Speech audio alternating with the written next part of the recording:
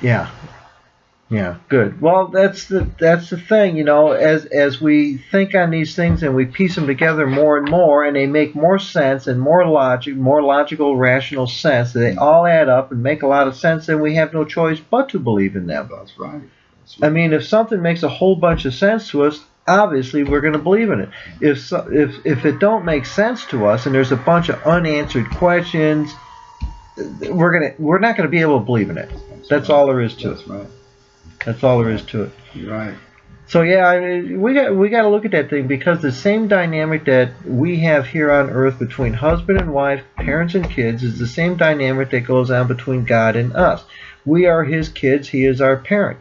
But he also wants to be married to us someday in heaven, to live in his house forever and ever. So therefore there's that relationship between husband and wife, between God and us, and between parent and child, that there is between parents here on this earth and our children. And that's a beautiful thing, huh?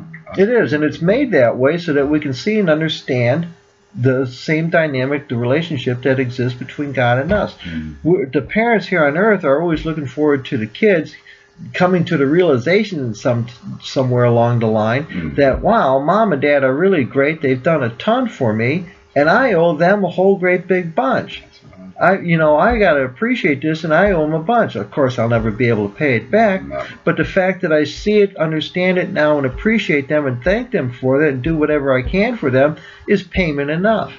And that's the same thing that God's looking for us. Do we see all the, we went through Vietnam, we went through all these wars, battles, see all that we saw and stuff, but he got us through. Do we see that and understand it? And are we thankful to him? And do we appreciate that? And are we trying to do everything we can to be pleasing to him?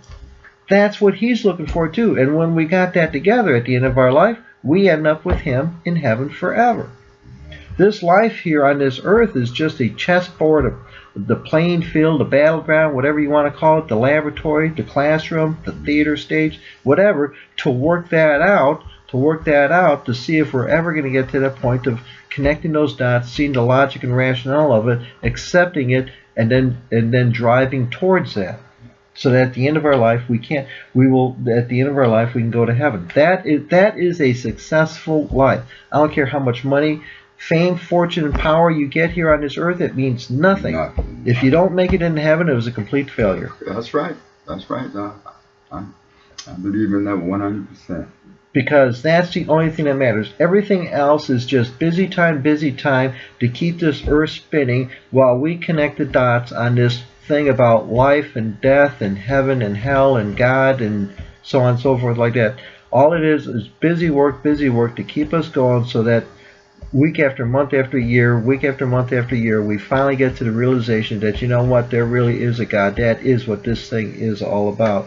And I know there's all sorts of death, dying, killing, murders, and rapes going on in this earth, but there has to be, because everyone has to have the choice to be a good guy or a bad guy. And as I said many times, many people choose to be good, but many people choose to be bad.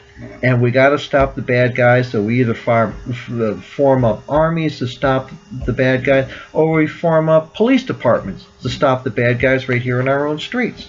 And it's never going to end. It's never going to end, because anyone who is born can choose to be a good guy and follow God's ways, or a bad guy and follow Satan.